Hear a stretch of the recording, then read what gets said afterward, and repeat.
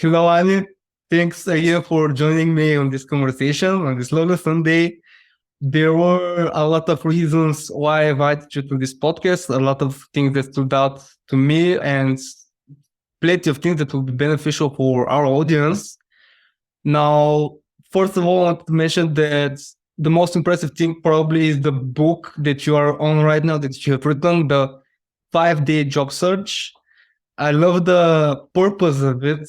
Obviously, we're helping not only the younger generation, but mostly focusing on this young generation to find not only a job, but to find their calling as well.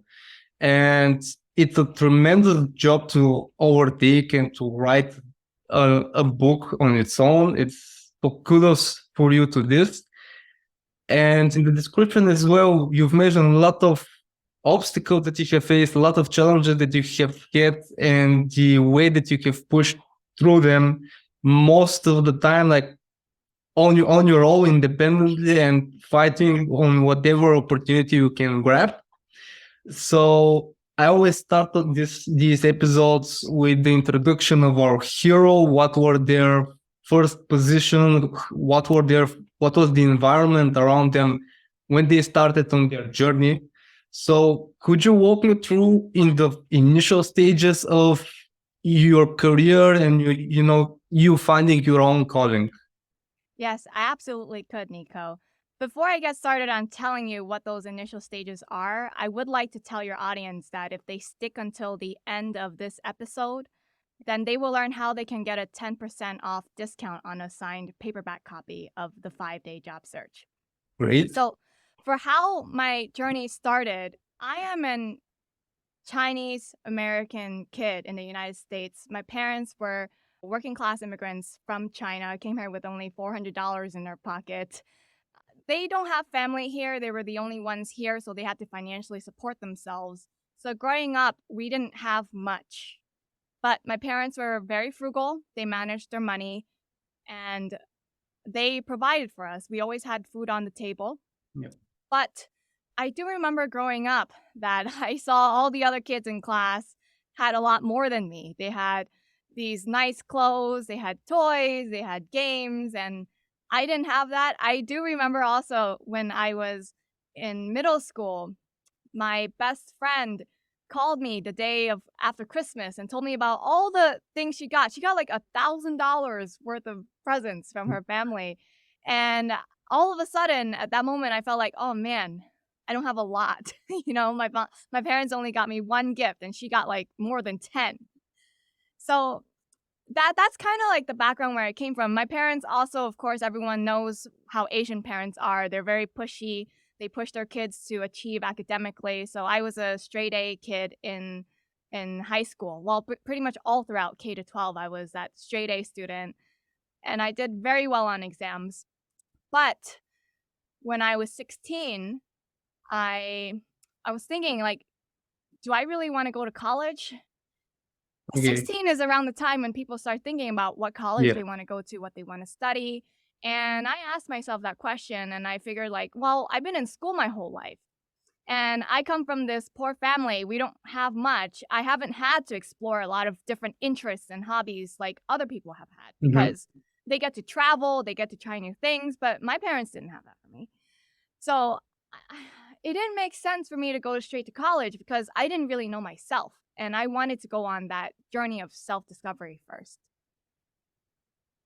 Kudos to you for this, because it's not very often that people realize that they even have to embark on this journey for self-discovery. Like, probably you're aware, most of the people follow those guidelines as you mentioned: go to middle school, go to high school, go to college. Usually most of the time it's something that the parents have studied, that they are experts in. Usually the doctor's kid is also a doctor. And you relate to your story on this side. Like, one of the first articles that I ever wrote, I gave the same example. I remember in middle school, people the kids around me already started getting the first smartphones with touch screens, and I was still on the flip phones. Me too. I'm like, I respect my parents, and I'm grateful that they even gave me a flip phone, but I really want the smartphone with the touch screen and such and such. And for me, initially, this was the first push, okay, I need to find something greater, to be something better than what I'm currently good at. What was your thought process on this? And like, at what point do you decide, okay, I'm not going to go to college, but I'm going to pursue this next thing? What happened to me was every few summers I go back to China to visit my relatives. Okay. And when I was 16, that summer everyone was studying for the SAT exam. My parents did not ever enroll me in any sort of standardized test prep course or training or any of those stuff because they didn't believe in spending money in that. So Fair enough. they sent me to China for 2 whole months to visit my relatives. No studying, nothing. While all of my peers were busy studying to do very well on this exam. And I started feeling like a lot of anxiety. I was like, oh my gosh, I'm not going to do well. I didn't even have any study materials. I didn't understand how to prepare for this exam. And I ended up spending the entire summer reading blogs on the internet. This is back when blogs were becoming very popular and people were reading about alternate lifestyles. I came across 2 bloggers. One was Zen Habits and the other was The Minimalists. And I was reading about their stories, how they were making a 6-figure income. They had a lot of credit card debt, all sorts of debt. And at some point, I guess they had a midlife crisis where they realized, oh, none of this matters. Like, I keep buying more stuff, but I don't feel happy. I don't feel more fulfillment and satisfaction for some reason, and I don't understand why. And so they were documenting their journey about how they were getting rid of their stuff to figure out, like, what is it that really mattered to them in life. And then eventually, the minimalists in particular, they sold everything. And then they just started traveling with a backpack around the world. And I was like, that's interesting. I've never come across something like this. And maybe I want to explore something different, something that's not traditional. And was it around those thoughts and around this time period that the passion for writing this book came, or is this a little bit further in the future? The book was fairly recent. I'm 28 now, and I wrote this book last November. So I would say this is 10 years later. Yeah. 10 years later. Book. Yeah. All right. Now, when I was doing my homework, when I was introducing myself to you and your story, you mentioned that you managed to get like accounting jobs, even though you didn't have this degree, and you managed to do it quite quickly. Well, how did this came then? Like, why exactly did you enroll into finances and accounting? That is related to the story I just shared. So then, Okay. it is definitely related. After I graduated high school, nobody was there to guide me. I didn't have anyone to help me or teach me how to land a job. I didn't understand. I didn't even know what a resume was. One person, I showed up. She wanted to give me a job. So she just walked in the store that I was working at. She's like, I want to give you a job. And I said, okay. And then she said, show up at this time on this date. And I showed up. She's like, where's your resume? I said, what is a resume? I don't know what that is. I was really embarrassed. So I'm working like all these minimum wage jobs. And all the while I'm doing this, I still want to achieve any of the goals that I've set out. Like, I want to discover who I am. I want to learn how to do that. So what I did was I got really good at saving money and managing my money. So I saved, but with any paycheck since my first job, I saved between 25 to 50% of my income. And out of the money that I had remaining, I used that money for personal development, basically, for learning new things. And during this time period, I realized I really liked managing money. It was my favorite thing to do. I always want to help people also learn how to do it because people were living paycheck to paycheck and they were broke. They were wondering, like, Annie, how do you do it? I was like, this is so easy. I don't understand how you don't do it. You guys all make more money than me. I don't understand how you're struggling, right? Right. So I developed this specific passion. So then I wrote 1001 Ways to Save Money. Yeah. And then later I did go to college. I got a degree in communication. But it's not accounting. Most people who get an accounting degree, pretty much everyone I know who gets an accounting job needs the accounting degree, right? So I decided I was going to apply to 50 accounting jobs a day. Okay. And I put on my resume degree in communications, but also one line above that, I put that I was the author of 1001 Ways to Save Money. And I started Mm. getting interviews even within the first week. And when they called me in, I was wondering, like, I'm not even qualified to be here. Why are they calling me? And they said the most interesting thing about my resume was the fact that I wrote a book, and they were more interested in talking about the book than about my degree in communications.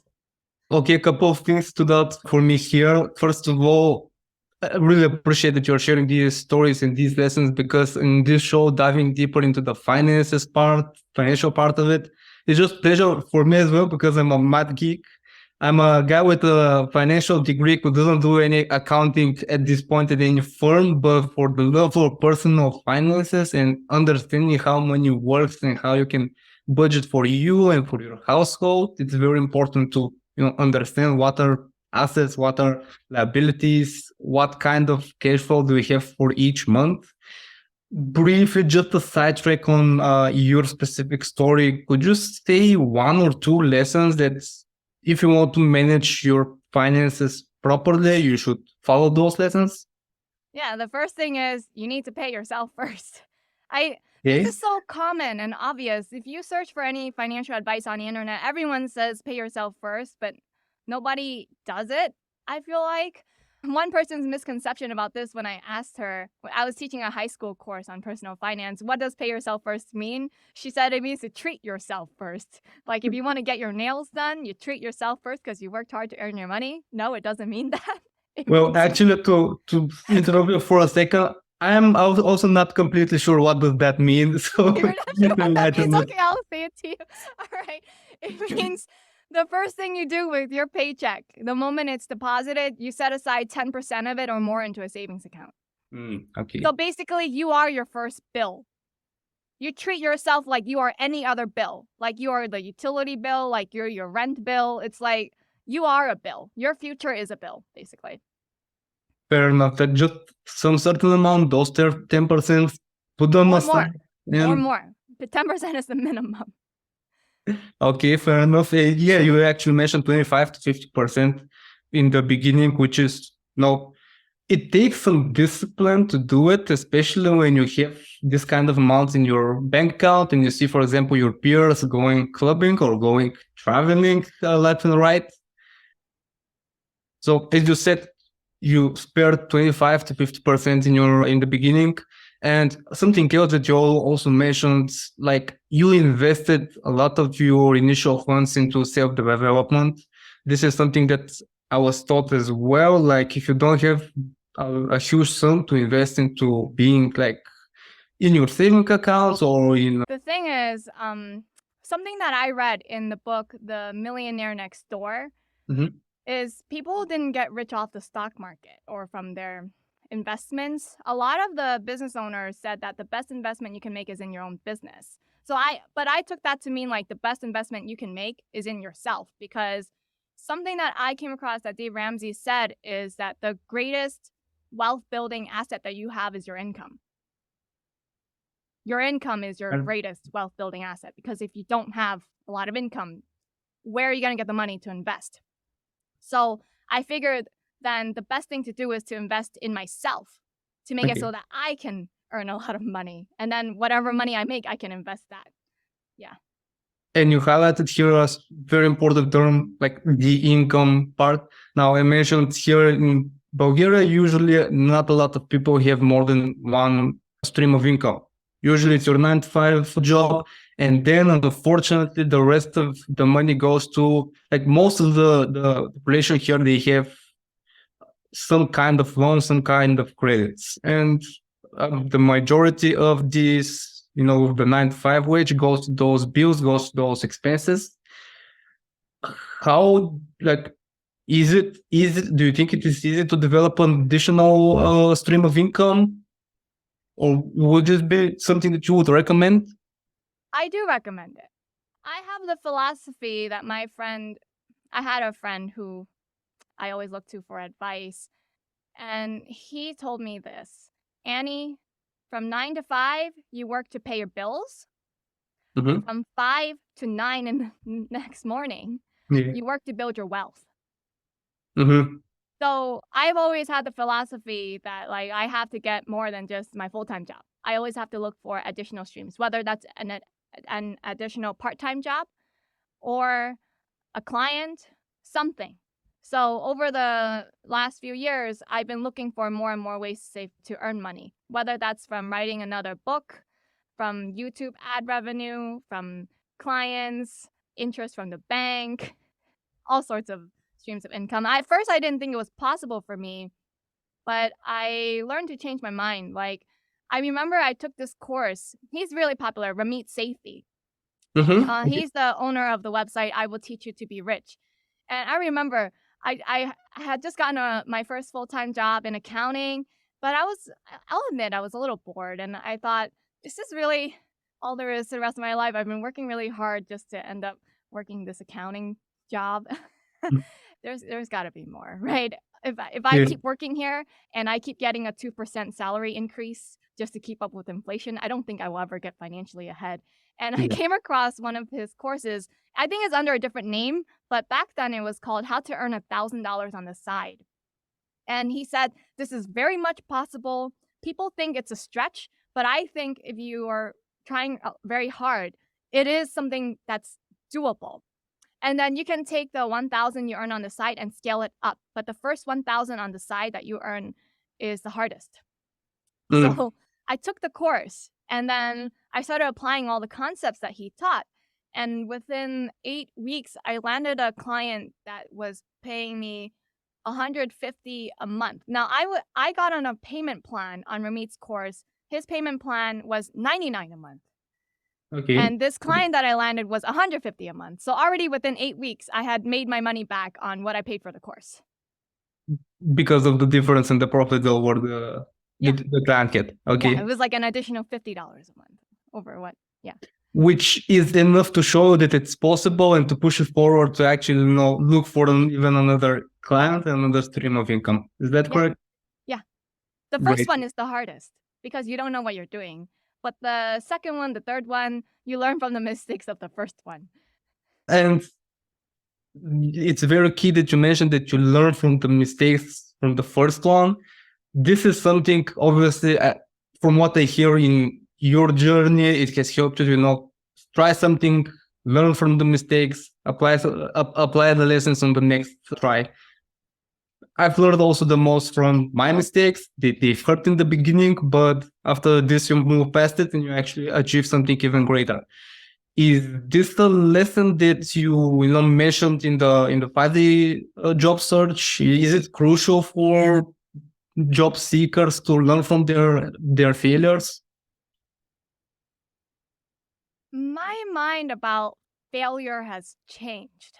Okay. It's not the same that it used to be. I used to think that if I get a rejection, then it means there's something wrong with me.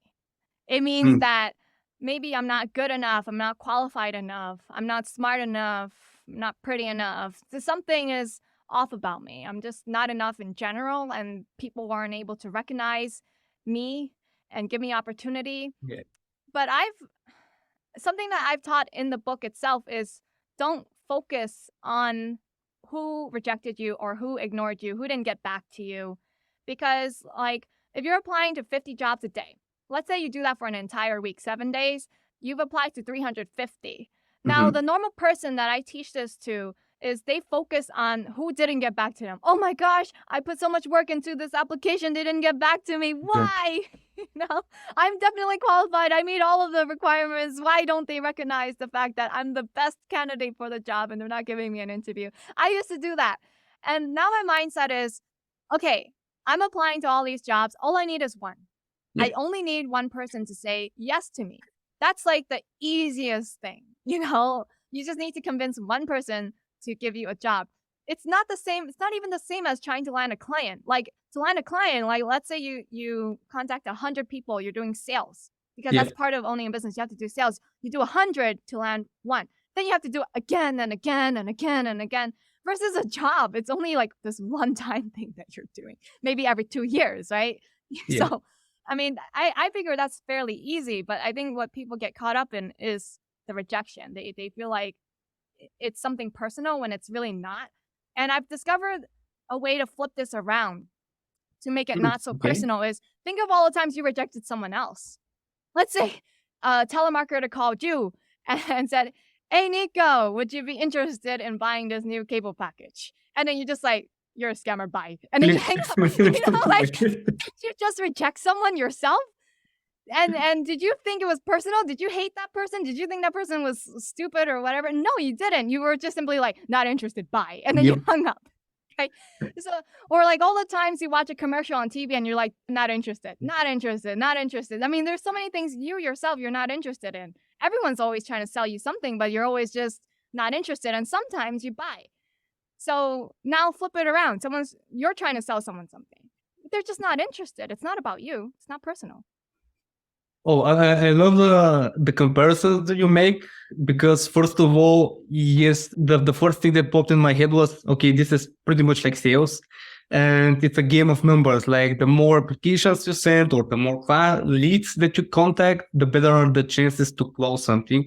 And what I hear from your sentences and from what you're saying is just don't take stuff personally.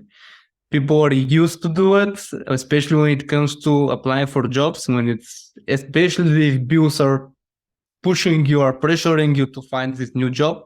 But eventually the key thing is to not take it personally and to, apply for the next job and preserve the qualities that you already have.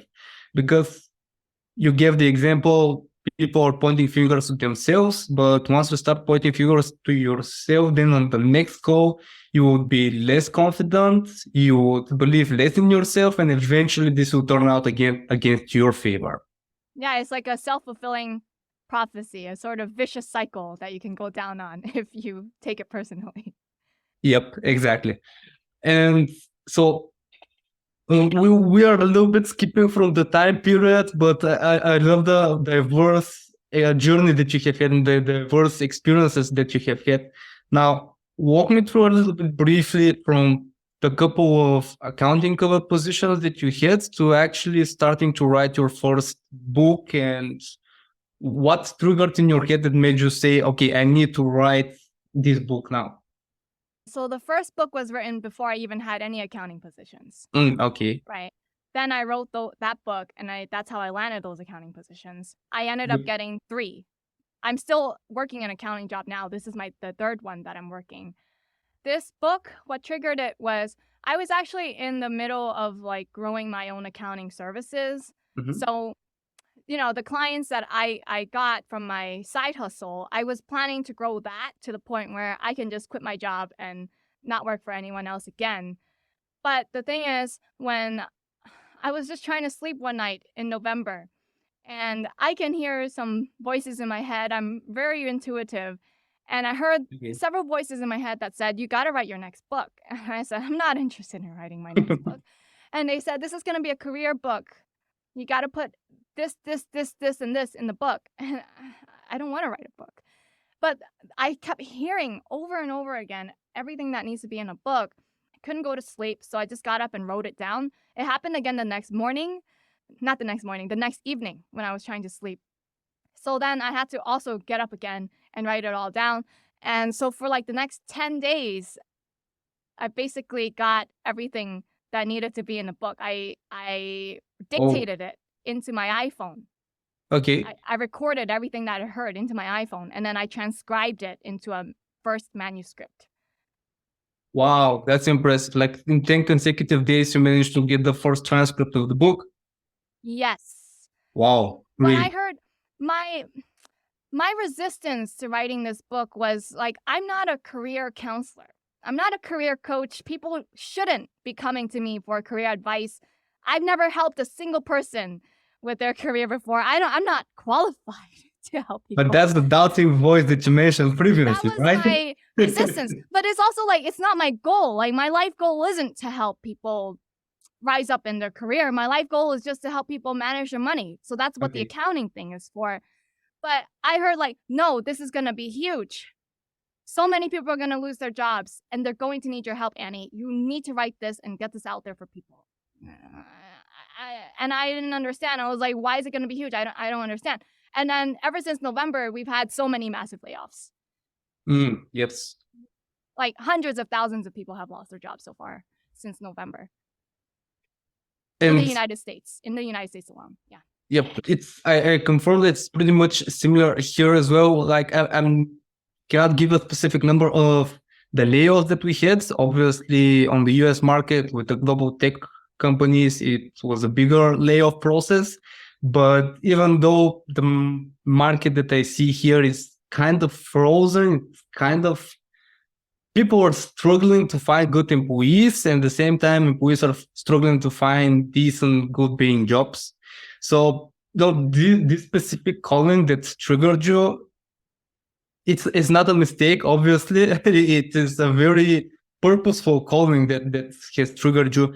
And at the same time, like I just keep thinking, all right, you mentioned beforehand that the first book that you wrote, and that's when you included it into your resume, this is what stood out to your, the hiring managers, the HR teams from the previous jobs.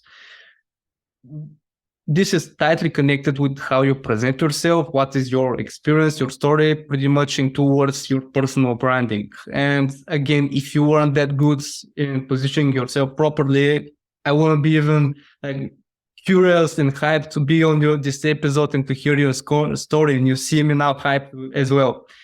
What would be something as a trick or a tactic that you have applied for yourself and to present yourself better, to build your personal brand better? The number one thing that has made a difference for me was the headshot. Okay. Back then, when I was applying for entry-level accounting positions, I wanted to look the part. Mm-hmm. So what I did was I looked for the best headshot photographer in Boston. I looked at several portfolios. I interviewed many of them. And there was the most expensive one I was the most impressed by. So even though I didn't have much money back then, I had to save up the money to be able to budget for this expense. And he had a lot of advice. He said that 80% of what goes into looking great in your headshot is actually from the homework that you personally do before you even walk into the studio. So he was saying things like, you got to be hydrated, drink lots of water 3 days in advance. You have to sleep well, otherwise you're going to have eye bags, and no amount of makeup or Photoshop can fix that.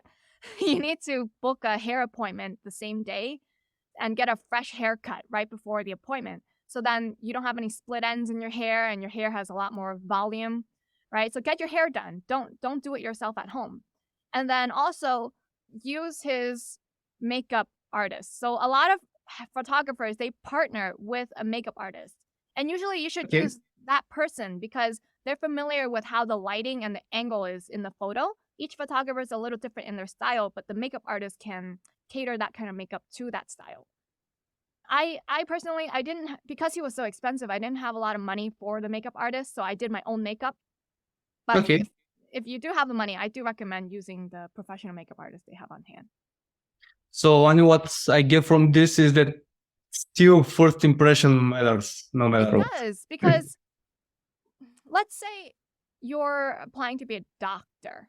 Okay. And you have to look the part. Like, honestly, what I would do if I had to go all the way back is, like, for example, I told this photographer, well, he told me his advice was, when we take a headshot photo, it's for what you want to be. It's for your next job.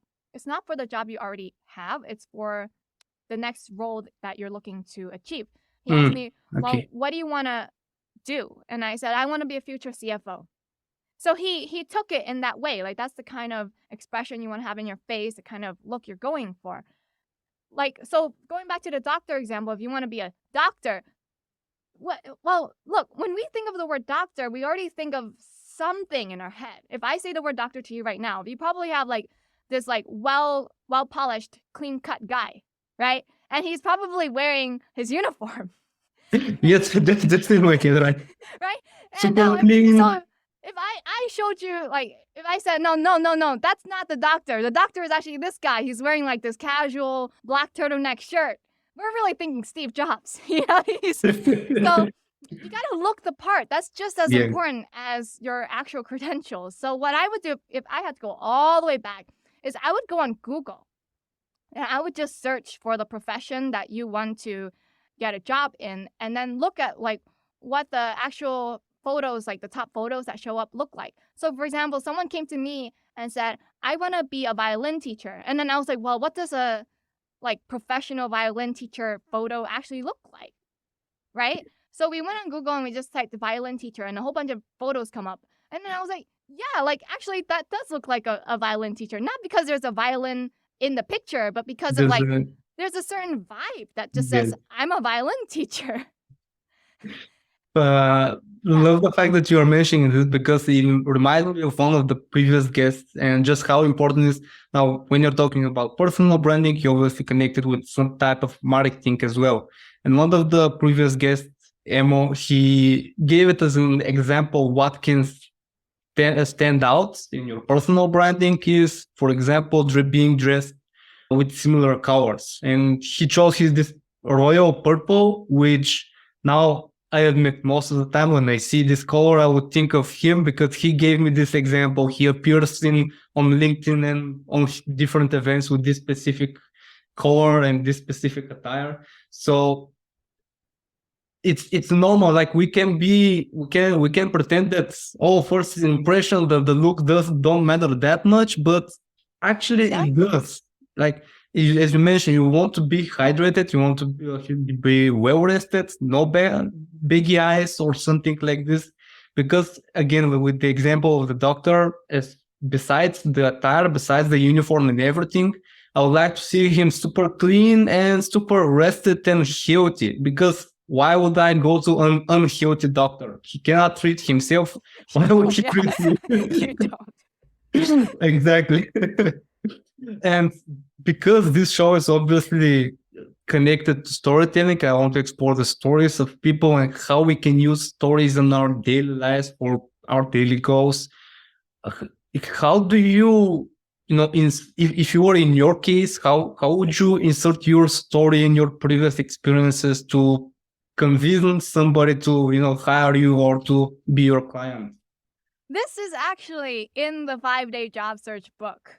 This is like, there's a whole section dedicated to taking any experience that you've had, even if it's at a menial minimum wage job, and turning it into a powerful story that impresses people. One of the examples that I used was my time working as a cashier at ShopRite, which is it's a supermarket chain here in the United States. So, I'm just earning $8 an hour, scanning items and bagging them and, the whole fiasco. Yeah. Everyone's been through that. Yeah. And you would think like there's not much you can learn at this job, but I share the story how like every week they tested us on the PLU code. So basically like every produce has a 4-digit code that identifies the produce. For example, a banana is 4011. And every week they tested on this to see if we memorized it. I never had it memorized. Couldn't figure it out. They would also like bring vegetables to the counter and then ask like, what kind of vegetable is this? I couldn't identify the difference between a basil and cilantro and parsley. Couldn't tell. Very embarrassing. Couldn't tell the difference between zucchini and cucumber. And I always scored low on this test. And I always thought that this was a really important test because, well, they're testing it every week, right? And they're also like complaining to me like, Annie, your rings per minute are really low. Like you're scanning less than 10 items a minute. You need to speed it up. Everyone else has like over 15 rings a minute. You're doing less than 10. You're slow. You got to pick it up. And I thought, wow, I must be really bad at even being a cashier, So I gave my notice a few months later and they were like, no, please don't go. And then I was like, why? I don't understand why you guys are begging me to stay. And they're like, because you show up on time. You show up to work on time. Like your coworkers, they don't even show up to work sometimes because they're hungover from the night before. Ooh. Or they show up late. I always showed up 5 minutes before my shift started and I clocked in. So, I always clocked in right on time. And that's what was important to them because even though other people, they can scan faster than me or they know the difference between all their vegetables, then if you can't even show up to work, what work gets done? Yeah. You're not reliable. And so basically at even this minimum wage job, I learned that showing up consistently and being reliable is far more important to employers than being competent even. So I share that story with my employers. I do believe this as well because this is based on principles and discipline. Like you cannot teach somebody to be 5 minutes early on their job, and this means to be on time.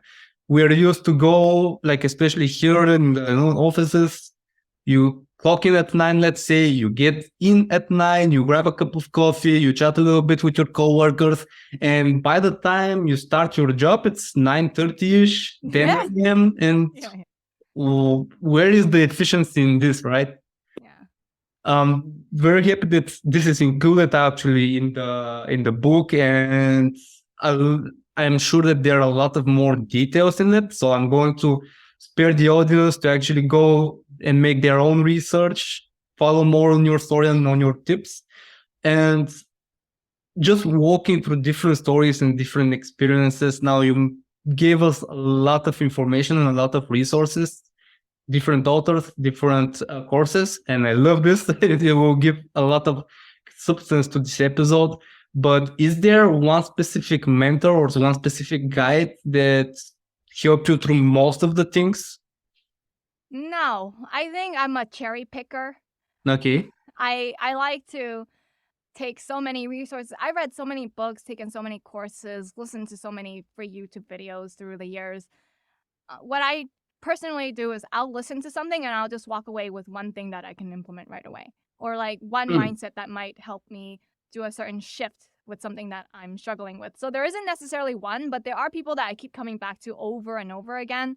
One is Jim Rohn. I really like his material. If you go on nightingaleconan.com, his ultimate Jim Rohn library is, I think, $50, so it's a little expensive, but I got the Amazon Audible subscription that was only $15 a month, and I was able to get the Jim Rohn Ultimate Library CD for that. The other one is Brian Tracy. He also has a Ultimate Brian Tracy library, also $50 on nightingaleconan.com, but Amazon Audible also has it for only $15. So that's what I used my credit on. And whenever I'm struggling with something, I always go back and listen to that. And then it's like I learn something new each time, even though I've listened to each of them more than 10 times. Because it's like, oh, now I'm struggling with something new. And I'm listening to something that I've already heard. And I'm like, oh, now I see what they said in a brand new light that I didn't see before. This reminds me of a quote. I might butcher it a little bit, but the idea is that every time you read a notebook that you have read before, you're actually reading it again because you're a new person and the stories in this book relate to you differently. And you mentioned it as well, like this example that you give is pretty much the same. Once you go back to a specific book, there's always something new that you could learn, right?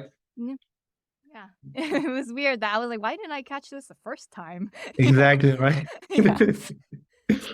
I want to close it off a little bit, a piece by piece, a story by story. Now I asked you about specific author or a specific mentor that has helped you throughout the years.